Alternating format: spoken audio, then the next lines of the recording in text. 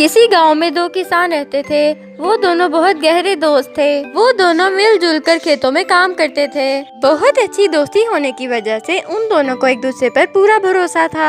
ان میں سے ایک دوست کو کسی کام کے سلسلے میں شہر جانا پڑا۔ اس کے پاس کچھ سونا اور رقم تھا جو اس نے اپنے دوست کے پاس امانت کے طور پر رکھوا دیا۔ وہ سونا اور رقم اپنے دوست کے پاس رکھوانے کے بعد کچھ عرصے کے لیے شہر چلا گیا۔ 2-3 مہینے گزرنے کے بعد وہ شہر سے واپس گاؤں آ گیا۔ وہ گاؤں آتے ہی سب سے پہلے اپنے دوست کے پاس گیا۔ وہ لوگ بیٹھے، انہوں نے کافی دیر تک باتیں کی اور باتوں باتوں میں ہی اس نے اپنے سونے اور رقم کا مطالبہ کیا۔ اس کا دوست پریشان ہو گیا اور عجیب و غریب بہانے بنانا شروع کر دیے۔ اس نے اپنے دوست سے کہا کہ تمہارا سونا چوہے کھا گئے ہیں۔ اس کا دوست یہ سنتے ہی پریشان ہو گیا کہ سونا چوہے کیسے کھا سکتے ہیں۔ یہ واقعی حقیقت ہے کہ سونا چوہے نہیں کھا سکتے۔ اب اس کو اپنے دوست کی نیت پر شک ہوا کہ وہ ایک سچا اور ایماندار دوست نہیں ہے۔ اس نے گھر آ کر اپنی بیوی کو ساری بات بتائی۔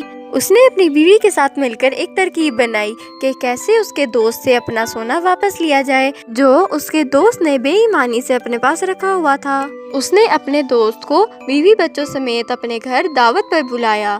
وہ بیٹھ کر کھانا کھاتے رہے اور باتیں کرتے رہے۔ اس نے اپنے دوست کو ایسا محسوس کرایا جیسے اسے سونے کا کوئی دکھ نہیں تھا۔ جیسے ہی وہ گھر جانے کے لیے تیار ہوئے تو اس نے اپنے دوست کے بیٹے کو جان بوجھ کر جھاڑیوں کے پیچھے چھپا دیا۔